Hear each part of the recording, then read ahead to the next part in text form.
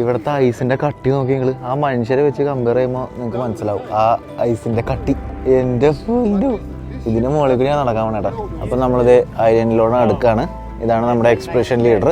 ഇത് അദ്ദേഹത്തിൻ്റെ അസിസ്റ്റൻ്റ് ആണ്. Yes, hi. ഓ, ഇത് ഫുള്ള് ആൾക്കാർ ചവിട്ടി അത് പാറക്കഷ്ണം പോലെയൊക്കെയല്ല. ഇതൊക്കെ കാലിലെ കറുത്ത പാറ, അതിനകത്ത് നല്ല വെളുത്ത മഞ്ഞ്, പഞ്ചസാര പോലെ ഇരിക്കുന്നു. ഇത് എനിക്ക് തോന്നുന്നു നല്ല ഫ്രഷ് ആണല്ലോ, വീണിട്ട് അധികം ആയിട്ടില്ലാത്ത പോലെ ഉണ്ട്. ഓ, ഇത് അങ്ങോട്ടും ഇങ്ങോട്ടും മാറി ചാട്ടി കഴിഞ്ഞാൽ താന്നു പോകും നന്നായിട്ടെ. നമ്മൾ ഈ നടക്കുന്ന ഓൾറെഡി ഉള്ള വഴി, അയ്യോ പോയനെ, ഉള്ള വഴി കൂടി തന്നെ നടന്നാൽ വലിയ കുഴപ്പമില്ല. ദേടാ മറ്റേ പക്ഷി വീണ് മറ്റേ തൊട്ടടുത്ത് കൂടി, അതവിടെ വന്നിരുന്നു. അന്റാർട്ടിക്കയിലെ പക്ഷിനെ ഇപ്പോഴാണ് ഒന്ന് അടുത്ത് കാണുന്നത്. നല്ല അടിപൊളി പക്ഷിനെ നമ്മളിപ്പോൾ ഇത്ര അടുത്ത് കാണുന്നത് ആദ്യമായിട്ടാണ്. ബാക്കിയെല്ലാം പറന്ന് നടക്കണമായിരുന്നല്ലോ.